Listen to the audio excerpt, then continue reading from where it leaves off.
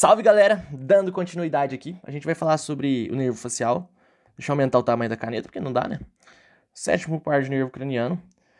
Ele é muito conhecido pela sua inervação dos músculos da mímica, os músculos da expressão facial.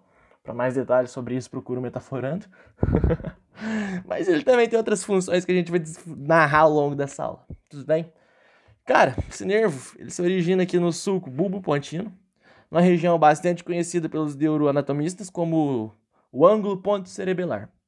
Ele está localizado lateralmente ao sexto par de nervo craniano, que seria o abducente, e medialmente ao oitavo, que seria o vestíbulo coclear. Nosso importantíssimo nervo aqui, ó, nervo facial. Esse nervo facial, ele, representado do lado de cá, vai ser constituído por diversas modalidades aferentes e eferentes. Sendo assim, ele é um nervo misto, de característica mista. Vamos narrar, então, essas modalidades funcionais desse nervo? Primeiramente, eu gostaria de destacar aqui a sua função, que eu já acabei mencionando, né? De eferência visceral e especial relacionado com o segundo arco faríngeo. Como assim?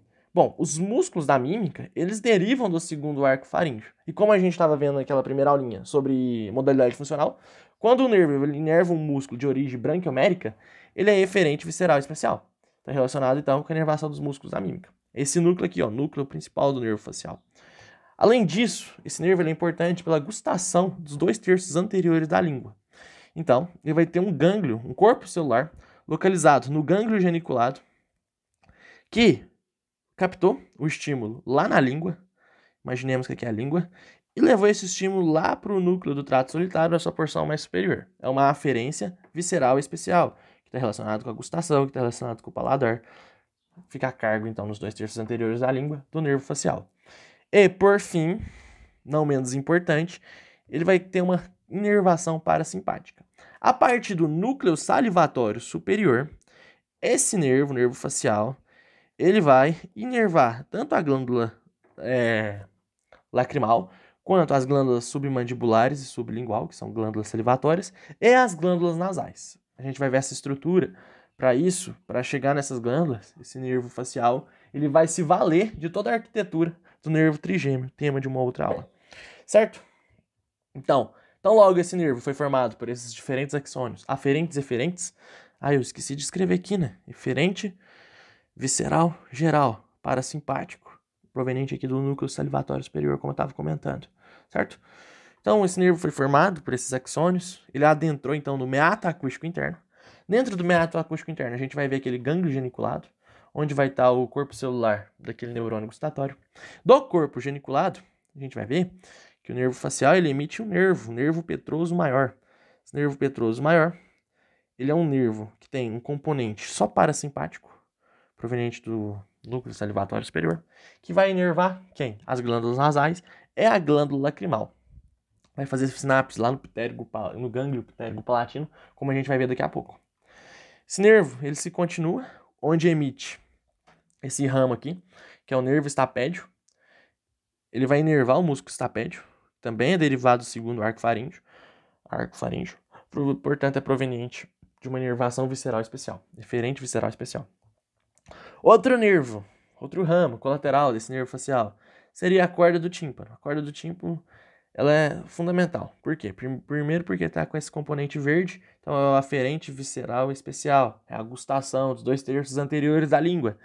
E o seu segundo raminho seria esse raminho azul claro, esse segundo componente, na verdade, assim, azul claro, que seria eferente, visceral, geral, relacionado com a inervação parasimpática, tanto da glândula submandibular quanto da glândula sublingual, vão fazer sinapse lá naquele gânglio submandibular.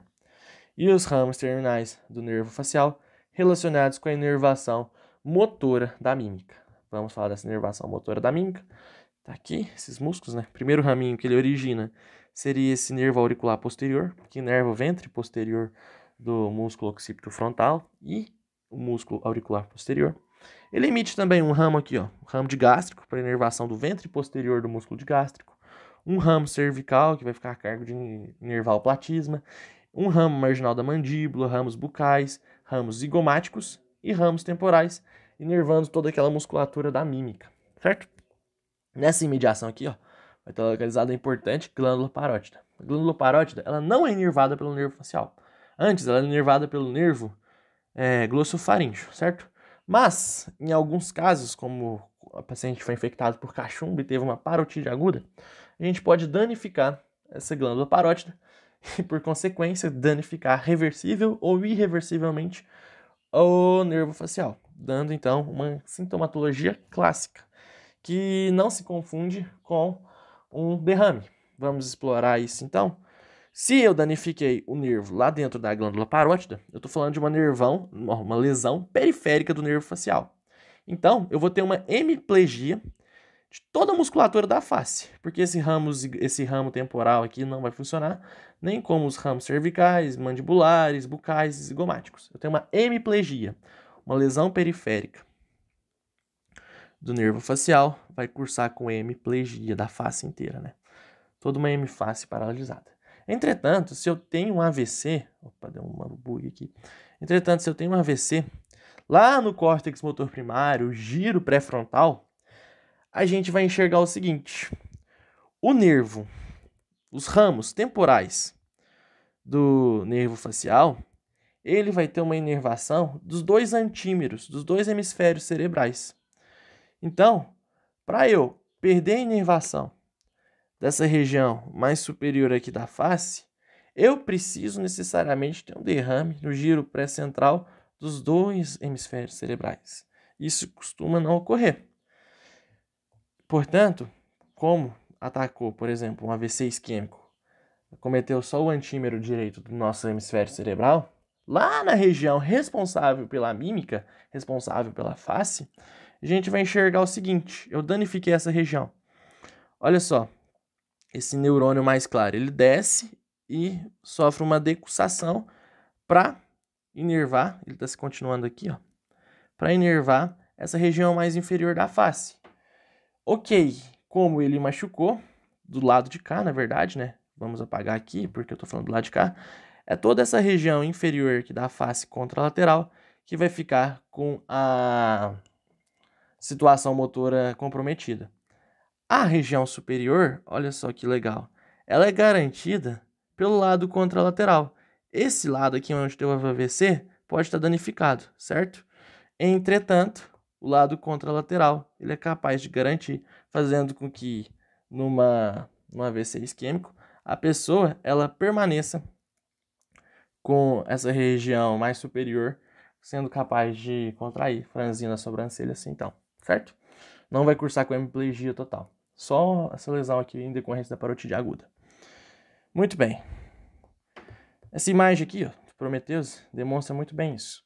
O nervo facial entrou no meato acústico interno, formou então o gânglio geniculado. O gânglio geniculado emitiu aquele nervo que eu falei para vocês, parasincrático, que é o nervo petroso maior, passou no canal pterigóide e fez aqui na fossa ptérigo-palatina sinapse com o gânglio ptérigo-palatino. Já numa imagem do Netter a gente continua isso, ver como que ele vai chegar lá nas glândulas nasais e glândula lacrimal. Aqui, continuando, nervo facial emitiu aquele ramo, o nervo estapédio, para a inervação do músculo estapédio, o corda do tímpano, que vai inervar tanto a gustação lá da língua, quanto as glândulas sublingual e submandibular. Para isso, ele também vai fazer uso da citoarquitetura do terceiro ramo do trigêmeo, enquanto aqui, ó, o nervo petroso maior, ele vai se valer tanto de V1 quanto de V2. O trigêmeo ele tem essa capacidade de ser um veículo, né, para outros nervos. E o ramo terminal do nervo estapédio, ó, me perdoe, do nervo facial, como a gente estava comentando, vai ser responsável pela inervação da face, bem como o ventre posterior do digástrico e o músculo estiloióideo. São derivados do segundo arco faríngeo. Isso é campo da embriologia. Tudo bem? Aqui, ó, nessa imagem, a gente consegue ver uma visão mais ampla disso. O gânglio geniculado, emitindo aqui aquele nervo petroso maior.